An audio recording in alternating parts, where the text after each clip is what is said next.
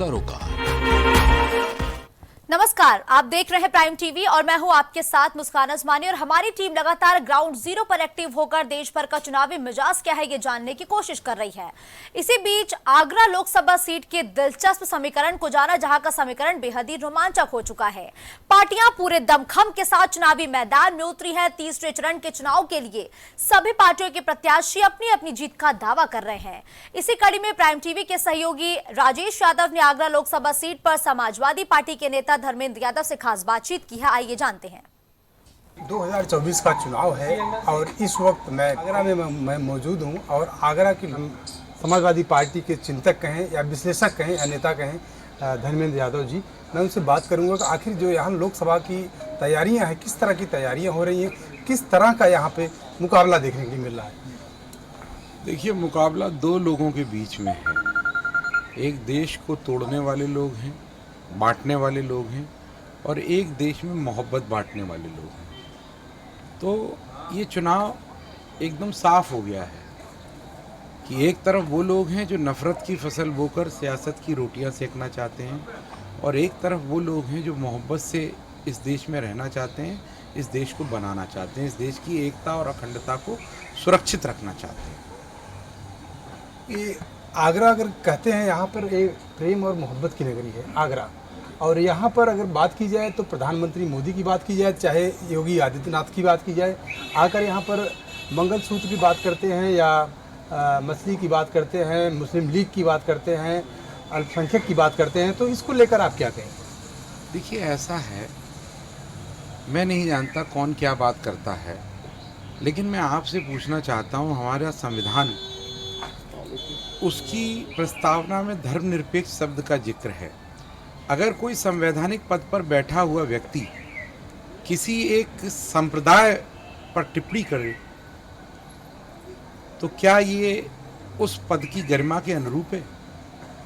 मुझे नहीं मालूम किसने क्या कहा, लेकिन अगर एक संप्रदाय विशेष पर आप टिप्पणी करते हैं तो आप उस पद की गरिमा के अनुकूल काम नहीं कर रहे हैं। ऐसा मेरा ही मानना नहीं है, ऐसा पूरा देश मानता है। भाजपा कह रही है कि उत्तर प्रदेश में 80 की 80 सीटें भाजपा जीत रही है। उसके अलावा प्रधानमंत्री मोदी कह रहे हैं कि 400 का नारा प्रधानमंत्री मोदी दे रहे हैं और कह रहे हैं कि ये भाजपा की गारंटी है कि इस चुनाव में 400 सीटें भाजपा जीत रही है। तो इसको लेकर समाजवादी पार्टी क्या किस तरीके से सोच रही है? देखिए, ऐसा है, चंडीगढ़ में इंडिया गठबंधन के जो मेयर प्रत्याशी थे, लोकतंत्र की लूट करने का काम भारतीय जनता पार्टी ने किया और सुप्रीम कोर्ट ने एक सुप्रीम तमाचा भारतीय जनता पार्टी को मारा। मैं ये कहना चाहता हूं कि जो लोग 400 सीटें जीतने का दम भर रहे हैं, इस बार देश की जनता उनको सुप्रीम तमाचा मारकर जमींदोज करने का काम करेगी, सुपुर्दे खाक करने का काम करेगी।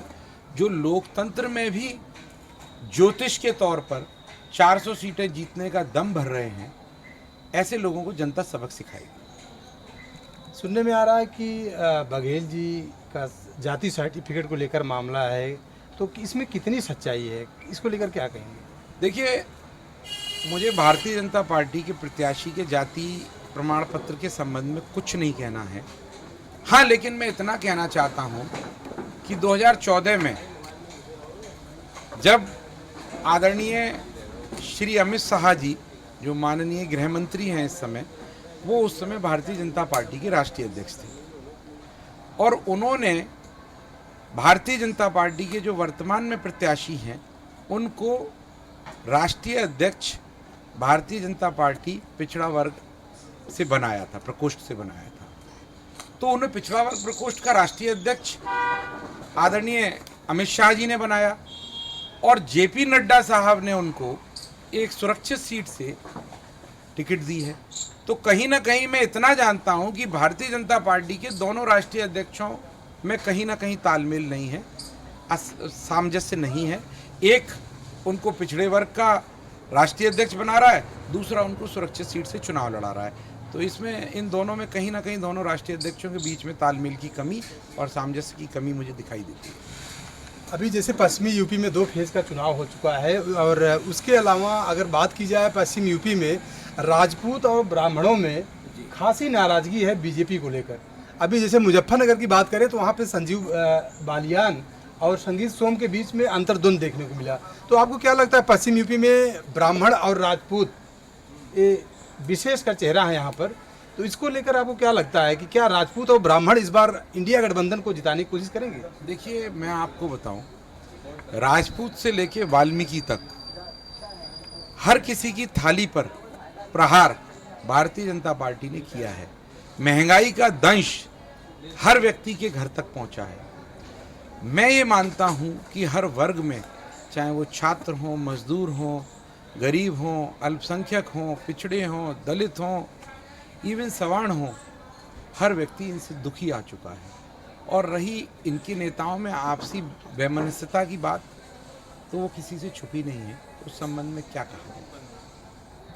सुरेश चंद्र करदम यहाँ से समाजवादी पार्टी के प्रत्याशी हैं, तो आपको क्या लगता है कि यहाँ पर बसपा ने भी प्रत्याशी उतारा है और बीजेपी ने भी प्रत्याशी उतारा है, तो क्या लगता है आपको यहाँ पे त्रिकोणीय मुकाबला है या सुरेश चंद्र करदम जीत रहे हैं? देखिए, यहाँ मुकाबला लगभग एक तरफा हो चुका है। सुरेश चंद्र करदम इंडिया गठबंधन से समाजवादी पार्टी के प्रत्याशी हैं। हम इतना जानते हैं, 2014 में बसपा अकेले चुनाव लड़ी, बसपा की एक भी सीट प्राप्त नहीं हुई। 2019 में बसपा और सपा का गठबंधन हुआ, बसपा को 10 सीटें मिली, समाजवादी पार्टी को 5 सीटें मिली। जब हम मिलके भाजपा को उस समय नहीं हरा पाए, तो एक सीधा सीधा 2 दूनी 4 वाला सवाल है कि आज जब 65% लोग भारतीय जनता पार्टी को हराने वाले एकजुट होकर इंडिया गठबंधन के साथ थे, तो ऐसा क्या था कि बसपा ने 6 महीने पहले ये कह दिया कि हम अकेले चुनाव लड़ेंगे। क्या बसपा अकेले भाजपा को हरा सकती थी? नहीं हरा सकती थी। और इस राजनीतिक परिदृश्य में बसपा का अलग से चुनाव लड़ना इस बात को सिद्ध करता है कि कहीं ना कहीं हाथी भाजपा के सर्कस में पर्दे के पीछे नाच रहा है और ये चीज आम जनमानस तक पहुंच गई है। मेरा ऐसा मानना है कि बाबा साहब के अनुयायी इस बार संविधान बचाना चाहते हैं, लोकतंत्र बचाना चाहते हैं, और लोकतंत्र और संविधान को बचाने के लिए जो संविधान तोड़ने वाले लोग हैं उन्हें हर कीमत पर हटाने का काम इस बार किया जाएगा।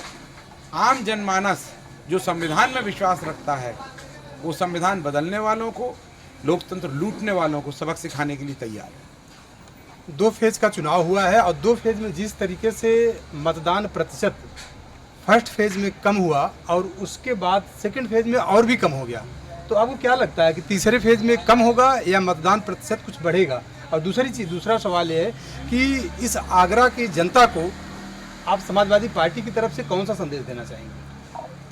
देखिए, मैं समाजवादी पार्टी की तरफ से, इंडिया गठबंधन की तरफ से यही संदेश दूंगा कि ये देश हिंदू मुस्लिम एकता का प्रतीक है, 5000 पुरानी सभ्यता का प्रतीक है। यहाँ हिंदू मुसलमान की इज्जत करना चाहता है, मुसलमान हिंदू की इज्जत करना चाहता है, मंदिर वाले मस्जिद वालों की इज्जत करना चाहते हैं, मस्जिद वाले मंदिर वालों की इज्जत करना चाहते हैं। यहाँ नफरत का कोई स्थान नहीं है दूर दूर तक। तो ये मोहब्बत का शहर है और इस मोहब्बत के शहर से यही पैगाम हम देना चाहते हैं कि मोहब्बत करने वालों को जिताइए और नफरत करने वालों को हराने का काम कीजिए, यही पैगाम है। चलिए, आपका बहुत बहुत धन्यवाद। ये थे हमारे साथ समाजवादी पार्टी के नेता धर्मेंद्र यादव जी। इनका कहना है कि मोहब्बत करने वाले को जिताइए और नफरत करने वाले को हराइए। इनका सीधा सा मतलब यही है कि भाजपा को हराओ और इंडिया गठबंधन को जिताओ। कैमरा पर्सन राजू के साथ राजेश यादव, प्राइम टीवी। लोकसभा चुनाव का बिगुल बज चुका है। 2 चरण के चुनाव संपन्न हो चुके हैं और तीसरे चरण में लगातार प्रत्याशी दमखम दिखाते हुए नजर आ रहे हैं। और तीसरे चरण का समीकरण क्या है, ये भी देखना बेहद दिलचस्प होगा। जहां तीसरे चरण के चुनाव की तैयारियों में सभी पार्टियां लगातार जोर आजमाइश कर रही हैं, तो वही प्रत्याशी अपने अपने क्षेत्र में पूरी ताकत झोंकते हुए नजर आ रहे हैं, लोगों से मिलते हुए जनाधार बढ़ाने की कोशिश कर रहे हैं। इसी कड़ी में प्राइम टीवी की टीम आगरा जिले के फतेहपुर सीकरी लोकसभा में पहुंची, जहां बीजेपी के विधायक है बाबूलाल चौधरी और उनके बेटे डॉक्टर रामेश्वर चौधरी, जो निर्दलीय तौर पर चुनावी मैदान में उतरे हैं और जीत का दावा ठोकते हुए नजर आ रहे हैं। इसी मुद्दे पर प्राइम टीवी के सहयोगी राजेश यादव से उन्होंने क्या कुछ कहा है, चलिए उस पर नजर डालते हैं। फतेहपुर सीकरी लोकसभा सीट से तमाम प्रत्याशी चुनावी मैदान में हैं और इंडिया गठबंधन के हो, चाहे बीजेपी से हो चाहे निर्दल से हो। निर्दल प्रत्याशी रामेश्वर चौधरी वहां से चुनाव लड़ रहे हैं, जो बाबूलाल चौधरी के बेटे हैं और बाबूलाल चौधरी भाजपा से पहले सांसद रह चुके हैं और वर्तमान में वहां से विधायक हैं और इस समय हमारे साथ मौजूद हैं। मैं उनसे बात करूंगा कि आखिर किस तरीके से रामेश्वर चौधरी फतेहपुर सीकरी में जीत दर्ज करेंगे। जी, ऐसा है, रामचंद्र चौधरी जनता का कैंडिडेट है। इस टाइम पे 2-3 मार्च को फतेहपुर सीकरी प्रत्याशी का घोषणा हुई, पेपर में चैनल के माध्यम से लोगों को जानकारी हुई और लोगों के पूरी लोकसभा क्षेत्र में एक लोगों को अजीब सा लगा और सब लोगों ने विरोध करना शुरू कर दिया। इसी के तहत रामेश्वर ने एक पंचायत बुलाई तो बैठक थी, मगर वो पंचायत का रूप हो गया और सब लोगों ने कहा, पंचायत ने भी कहा, रामेश्वर ने भी कहा, पार्टी हाईकमान प्रत्याशी के ऊपर पुनर्विचार करे और किसी भी बिरादरी का, किसी भी धर्म का आदमी उतार दे इसकी जगह पे तो जनता का आक्रोश थम जाएगा। पार्टी ने उसमें विचार नहीं किया, फिर दोबारा बैठक हुई, पंचायत हुई, दोबारा होली मिलने के उपलक्ष्य में एक बहुत बड़ी पंचायत हुई। वहां पर भी लोग यही बात कही कि पुनर्विचार हो और उसमें भी हम लोग पंचायत में मौजूद थे। सब जनता ने ये घोषणा की कि अगर प्रत्याशी नहीं बदला जाएगा तो हम रामेश्वर को प्रत्याशी अपना निर्दलीय के रूप में बनाएंगे और वो ही हुआ। अल्टीमेटली हम लोग भी पार्टी नेतृत्व के नेताओं से मिले और कोई उसमें सुनवाई नहीं हुई। उसके बाद पर्चा भरा गया। पर्चे में भी हम लोगों ने यही बात रखी कि अभी समय है, अभी आज 15 तारीख है, 19 तारीख पर्चा भरा जाएगा, नामांकन का टाइम है। पार्टी अगर विचार कर ले तो ज्यादा बेटर रहेगा। पंचायत ने जो फैसला किया है कि रामेश्वर चुनाव लड़ेगा, हम चाहे पंचायत के पैर छूए चाहे हाथ जोड़े, मगर रामेश्वर पंचायत को मनाएंगे और रामेश्वर चुनाव नहीं लड़ेगा, बशर्ते कैंडिडेट चेंज होगा। सर, सबसे बड़ी बात है कि फतेहपुर सीकरी पर मुकाबला किसका आप देख रहे हैं? फतेहपुर सीकरी पे मुकाबला कांग्रेस सपा गठबंधन और रामेश्वर का मुकाबला है। जी, अच्छा, दूसरा सवाल ये है कि जो वहां पे बीजेपी से प्रत्याशी हैं चाहर, उनका नाराजगी बहुत ज्यादा जनता की है, तो आखिर क्या वजह है कि वो बीजेपी से प्रत्याशी भी हैं और जनता उनसे नाराज है? वजह क्या है? नहीं तो इसका जवाब तो आप कह रहे हो जनता क्यों नाराज है, क्यों का सवाल राजकुमार ही देंगे। उसका हम तो देख रहे हैं, आप भी देख रहे हो, चैनल के माध्यम से इलाके में घूम रहे हैं। जनता में बेहद नाराजगी है। कभी जनता के दुख दर्द में नहीं गया, कभी जनता के विकास से संबंधित कोई काम नहीं किया। और जिस तरीके की वो गंगा जल की बात करते हैं, गंगा जल अकेले फतेहपुर सीकरी में योजना नहीं चल रही, मोदी जी की योजना है पूरे देश में, हर लोकसभा में, हर विधानसभा में, हर गांव में काम हो रहा है। तो ये कहना कि मेरे मिला या उसको, ये बिल्कुल सरासर झूठ है। वो तो आदरणीय मोदी जी की योजना है। जी, सर, एक चीज और कि जिस तरीके से बीजेपी कह रही है कि उत्तर प्रदेश में 80 सीटें और देश में 400 पार का लगातार नारा दे रही, तो आपको क्या लगता है कि क्या इस तरह की सीटें उत्तर प्रदेश और देश में बीजेपी की आ सकती है? नहीं, ये तो भविष्यवाणी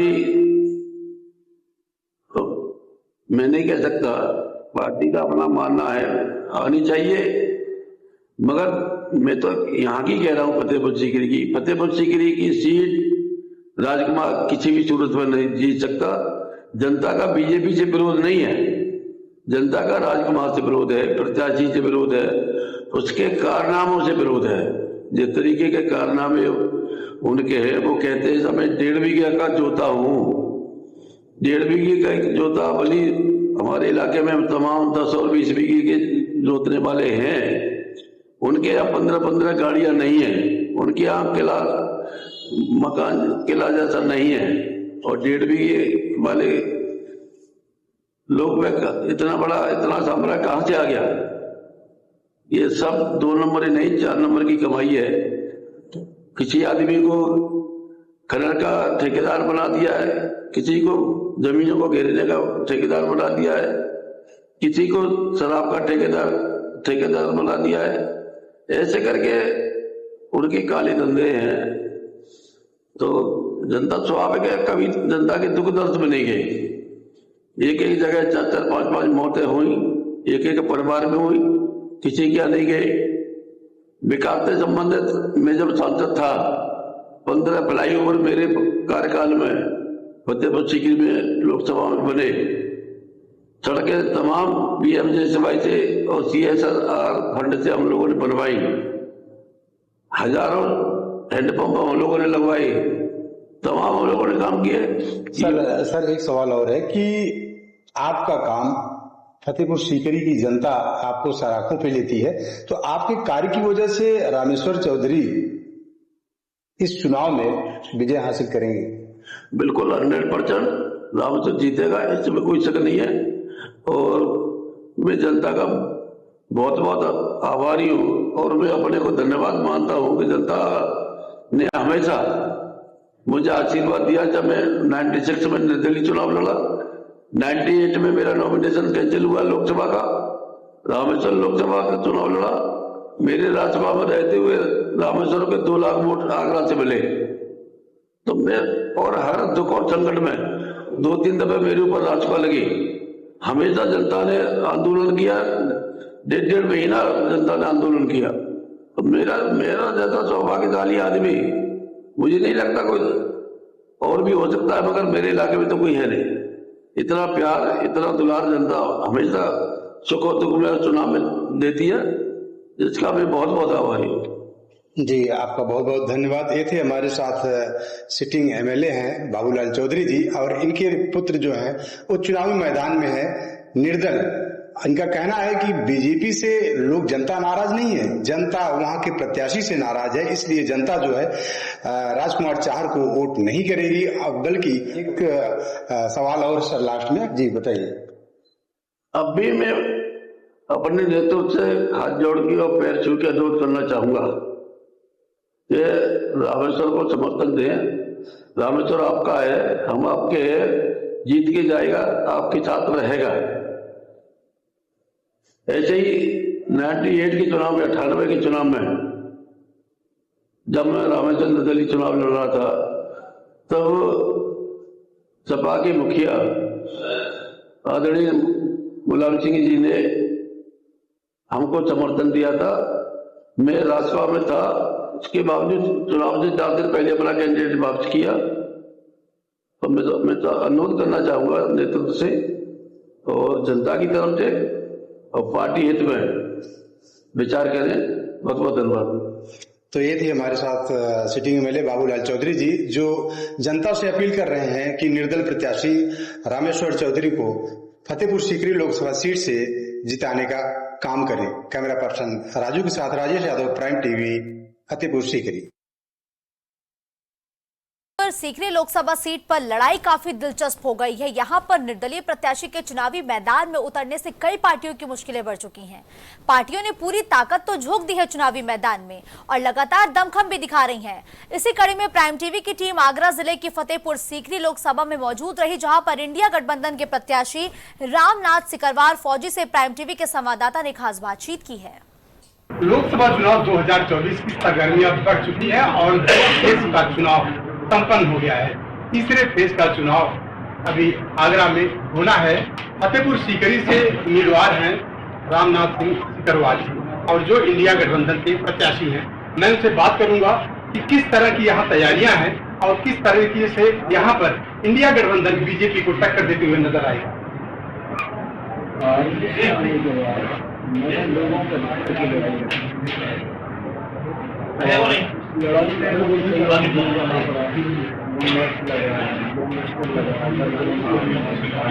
अभी भी उन्होंने केंद्र पर मुझसे लगा दिए।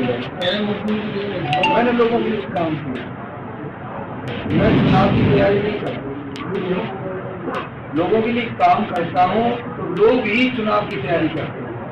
आज पूरे क्षेत्र में सब लोग रामनाथ परिकर के प्रचार कर रहे हैं।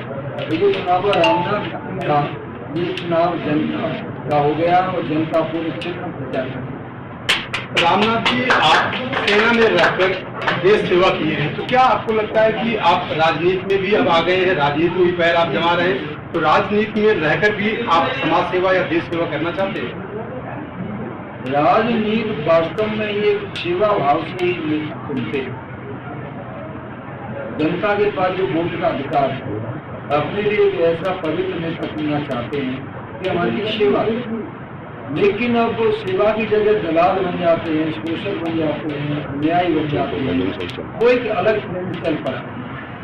लेकिन उनको रामनाथ पर भरोसा है, अगर रामनाथ सांसद बनता है तो देश के अंदर एक नया इतिहास रखा जाएगा और जनता का शोषण करने वाले, अन्याय करने वाले, अत्याचार करने वाले, इनके अधिकारों को डाका देने वाले निश्चित तौर पर कमजोर हैं। 2000 अगर बात की जाए 2005 में आप जिला पंचायत सदस्य थे और 2015 में आप भारी वोटों से विजयी हुए और सबसे बड़ी जीत थी। तो क्या लगता है कि अब लोकसभा के चुनाव में भी उसी तरह की जीत जनता आपको देने वाली है? लोकसभा चुनाव में अगर आप जाएंगे तो अगर आपने रामनाथ का नाम लिया तो लोग आपके प्रेम से बात करेंगे, मालाओं से लाएंगे। अगर आपने किसी और प्रत्याशी का नाम देखा तो आपको कहेंगे भाई साहब काम से बात करें। ये कंडीशन क्षेत्र जाके देखिएगा। अब यहाँ एक तरफा चुनाव हो गया। इस बार जाति, धर्म, हिंदू, मुस्लिम पार्टियों का अलग हट करके एक तरफा चुनाव हो रहा है। जो जिसके नेता में समाज में जहर घोला है वो जहर खत्म होकर के सभी लोग एक छतरी के नीचे आकर के सभी जाति धर्म के लोग आपके सामने कर रहे हैं। 2022 में आप खैरागढ़ विधानसभा चुनाव वहाँ से लड़े थे, तो उसके बाद आप लोकसभा चुनाव की तैयारी कर रहे हैं और जिस तरीके से फर्स्ट फेज और सेकंड फेज में मतदान कम हुआ है, इसका लाभ किसको मिलने वाला है? बीजेपी को जाएगा या इंडिया गठबंधन? सच्चाई तो ये है कि आज जनता उठ चुकी है। जिस नेता को चुनो वही शोषण करने लग जाए, तो लोगों में वोटों के प्रति, नेताओं के प्रति उत्साह कम हुआ है। लेकिन फतेहपुर सीकरी लोकसभा में जिस गांव में जाओगे आप होली दिवाली से नजर आएंगे, उत्साह है और वंडरफुल रिजल्ट आएंगे। देश देखेगा इस रिजल्ट को। अगर हम सांसद बनते हैं तो ये कार्य उस तरह से किए जाएंगे तो लोगों को सीधा लाभ। रामनाथ सिकरवार जनता के बीच में कौन कौन से मुद्दे लेकर जा रहे हैं? मेरा एक दो मुद्दा नहीं है। जैसे एक पैरालाइज्ड आदमी, एक अपंग आदमी थेरेपिस्ट के पास जाता अपने इलाज के लिए, बॉटम टू टॉप बॉडी को पूरी को जांच करता है, प्रत्येक को, प्रत्येक अंग को पावर देता है अपनी मालिश को, जो भी उसके पास इंस्ट्रूमेंट्स है। इसी तरह से जैसे थेरेपिस्ट एक अपाहिज आदमी को ठीक करने की कोशिश करता है, उसी तरह से मैं एक सांसद बनकर जनता के थेरेपिस्ट का काम करूँगा। जिस तरह एक डॉक्टर अपने मरीज को पूर्ण रूप से ठीक करना चाहता है, सारी बीमारियों को ठीक करने का इलाज करता है, उसी तरह से मैं एक डॉक्टर बन करके जितने भी लोगों की समस्या है हर एंगल पर स्क्वायरली समस्याओं का समाधान। इंडिया गठबंधन की लड़ाई सीधे सीधे बीजेपी से, और बीजेपी के बड़े बड़े नेता, चाहे प्रधानमंत्री मोदी की बात करें या अमित शाह की बात करें या योगी आदित्यनाथ की बात करें, वो लगातार पश्चिम यूपी में रैलियां कर रहे हैं। और अगर बात की जाए राजनीति की, यहाँ पर अब तो मंगलसूत्र पर भी राजनीति होने लगी थी, इसमें आप क्या कहना चाहते हैं? अब देश में राजनीति नहीं बची। घटिया किस्म के लोग ध्यान देते हैं लोगों में नफरत वाले बयान देते हैं, लोगों को तोड़ने के बयान देते हैं, लोगों में दरारें डालने के बयान देते हैं कि हमारा वोट बैंक बने, समाज में नफरत पहले तो पहले। अब जनता समझ चुकी है झूठ, बेईमानी और गद्दारी चीज़ों को समझ चुकी है। अब जो पाप का घड़ा है, इनका झूठ का घड़ा वो खुल गया है। इस बार जनता नया फैसला लेगी और सरकार बदलने के पूरे साथ। लास्ट क्वेश्चन आपसे है, इंडिया गठबंधन इस बार कितनी सीटें उत्तर प्रदेश में जीत रही है? देखो, ये तो जीता लोगों का कार्य होता है 400 पार। जब 400 पार हो रहे हैं तो चुनाव क्यों करा रहे हैं? जनता के मूड की कह नहीं सकते कब कितना बदल जाए। राजनीति और क्रिकेट का खेल कभी भी कुछ भी हो सकता है। तो इतना जरूर कहूँगा, इस बार उत्तर प्रदेश में इंडिया गठबंधन बहुत अच्छी सीटें ला रहा है और केंद्र में सरकार बनाने के लिए उत्तर प्रदेश की सीटें निर्णायक था। जी रामनाथ जी, बहुत बहुत धन्यवाद। यूपी में 2 चरण के मतदान में अब तक 16 लोकसभा सीटों पर वोट डाले जा चुके हैं। तीसरे चरण में राज्य की 10 लोकसभा सीटों पर वोटिंग होगी, जिनमें आगरा भी शामिल है। इस बार आगरा में त्रिकोणीय मुकाबला साफ तौर पर देखने को मिल रहा है। इसी कड़ी में प्राइम टीवी की टीम आगरा पहुंची, जहां संवाददाता राजेश यादव ने बसपा प्रत्याशी से खास बातचीत की है। इस दौरान उन्होंने क्या कुछ कहा है, चलिए वो भी सुनते हैं। लोकसभा चुनाव का महासमर शुरू हो चुका है और इस समय मैं मौजूद हूँ मोहब्बत की नगरी ताज नगरी आगरा में और यहाँ पर हमारे साथ प्रत्याशी हैं, बहुजन से प्रत्याशी हैं पूजा अमरोही जी। मैं उससे बात करूँगा। पूजा जी, किस तरीके से आप यहाँ पर चुनाव लड़ रहे हैं और क्या है तैयारियाँ? बहुजन समाज पार्टी लोग बीच में जा रहे हैं, क्षेत्र में जा रहे हैं, लोगों के गलियों तक नहीं, उनके घरों तक ही नहीं, उनके दिलों तक पहुँच रही हूँ और लोगों की समस्याएं देख रही हूँ, सुन रही हूँ और उस समस्याओं को लेकर आगे चल रही हूँ। पूजा जी, आप यहाँ पर बहुजन की प्रत्याशी है। दूसरी चीज ये है कि बीजेपी एक तरफ कह रही है कि 400 पार का नारा दे रही है और कह रही है कि 80 सीटें बीजेपी। बहुजन समाज पार्टी कितनी सीटें? जो भाजपा की है वो क्या है, होता क्या है, करते क्या है, बहुजन समाज पार्टी बहुत अच्छी तरह से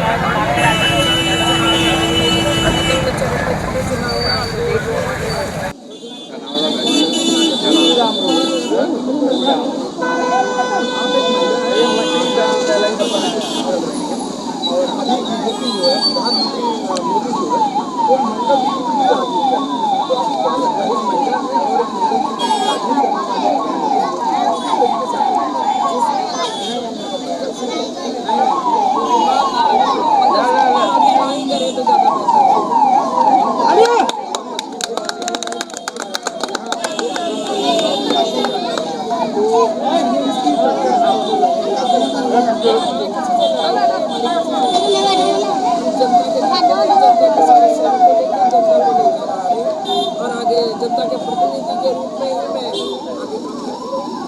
आगरा में हाथी चलेगा। आगरा में हाथी ही चल रहा है।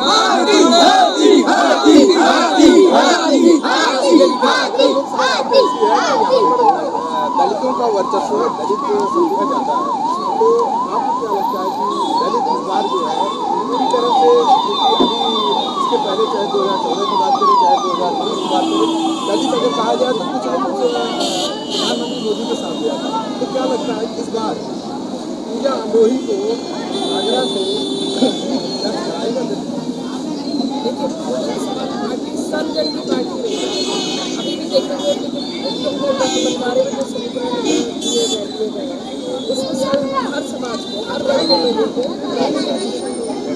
समाज की पार्टी है, कोई दलों में पट्टा वोट है हमारा, लेकिन बहुजन की पार्टी, लेकिन वो सर्वजन की पार्टी हमारे लिए सभी लोग, हर वर्ग के लोग, हर वर्ग के लोग। बहुजन समाज पार्टी जिंदाबाद। वोटिंग परसेंटेज को अगर बात की जाए तो देखिए वोटिंग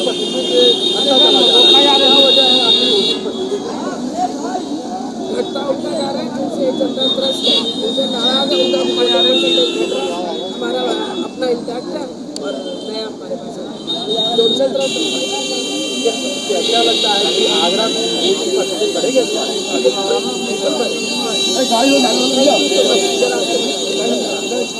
एक ही हमारे साथ बसपा की प्रत्याशी पूजा अमरोही जी, इनका कहना है कि आगरा की मोहब्बत की नगरी है, ताज नगरी है, और यहाँ से बिल्कुल पूजा अमरोही या बीएसपी यहाँ से पूरा जितने काम करेगी और सरकार बनाने का काम करेगी। कैमरा पर्सन धनंजय के साथ राजेश लखनऊ। आगरा में बहुजन समाज पार्टी चुनाव लड़ रही है और यहाँ से पूजा अमरोही जी चुनाव लड़ रही है।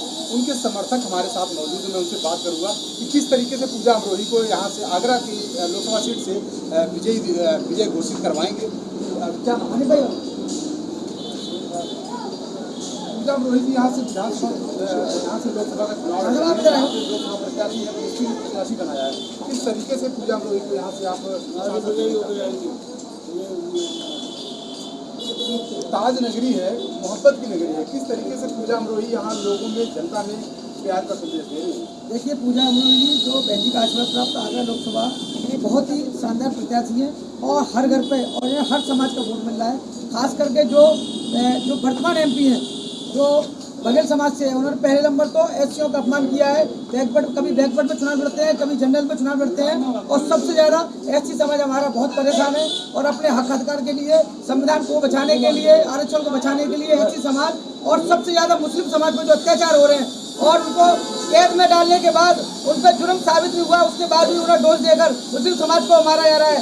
ये मुस्लिम समाज कभी बर्दाश्त नहीं करेगा। मुस्लिम समाज बहुजन समाज की पार्टी के साथ है और साथ था और साथ रहेगा।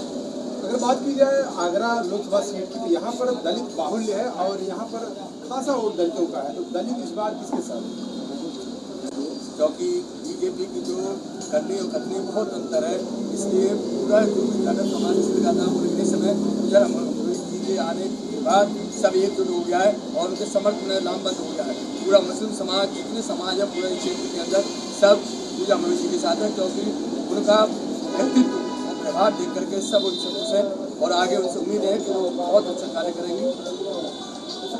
इस बार पूजा अमरोही को संसद भेज रहे हैं।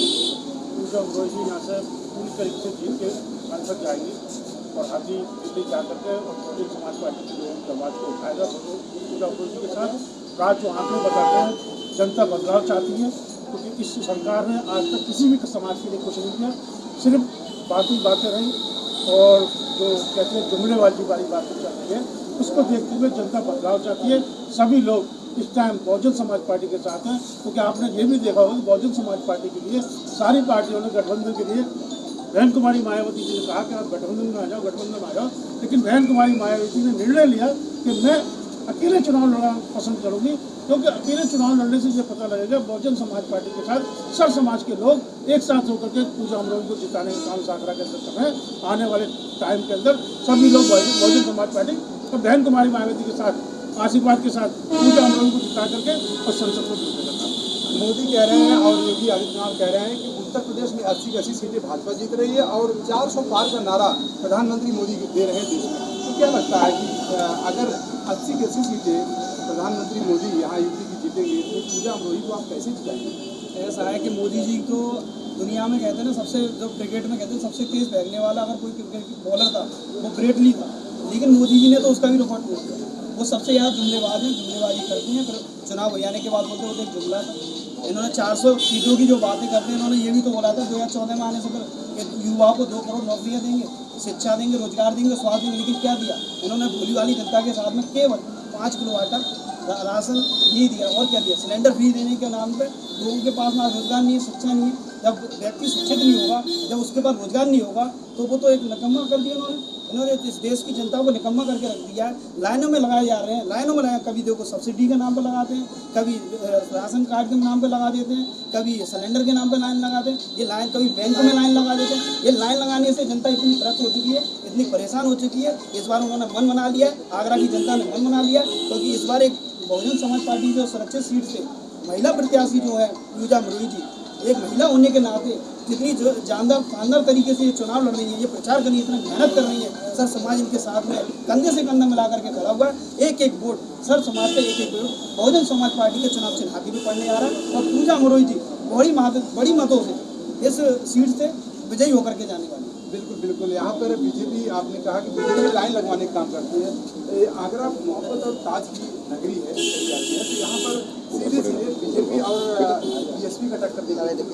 जी बिल्कुल, आपने देखा होगा कई बार यहाँ पर जब चुनाव होता है, चाहे विधानसभा चुनाव हो, चाहे मेयर का चुनाव हो और चाहे लोकसभा का चुनाव हो, बहुजन समाज पार्टी दूसरे नंबर की पार्टी है और दूसरे नंबर पर रहती है यहाँ पर। तो मैं तो ये कहना चाहता हूँ सब समाज के लोगों से, अगर बीजेपी से जितने लोग दुखी हैं, परेशान हैं, पिटे हैं, लूटे हैं, चाहे किसी नाम से लूटे हो, चाहे उनका काम नहीं हो, वो भी पिटे माने जाएंगे, वो भी लूटे माने जाएंगे।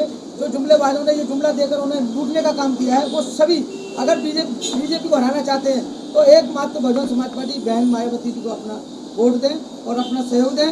और मैं तो ये कहता हूँ अपनी हर समाज में हर रिश्तेदारी में बोल दें कि बीएसपी की बहन अमरोही जी जीत रही है और भारी मतों से जीत रही है। आपका बहुत बहुत धन्यवाद। ये थी हमारे साथ आगरा की जनता जो आगरा लोकसभा सीट से पूजा अमरोही को जिताने का काम करेगी। इनका कहना है कि ये प्रेम की नगरी है, ये मोहब्बत की नगरी है, ये ताज नगरी है। यहाँ से पूजा अमरोही जीतकर संसद में जाएंगी। कैमरा पर्सन राजू मौर्य के साथ राजेश यादव, प्राइम टीवी, लखनऊ। हमारी खास पेशकश में फिलहाल के लिए बस इतना ही। देश और दुनिया की बड़ी खबरों के लिए आप देखते रहे प्राइम टीवी। कुछ भाव पुष्प आप देख रहे हैं प्राइम टीवी, सच साहस सरोकार।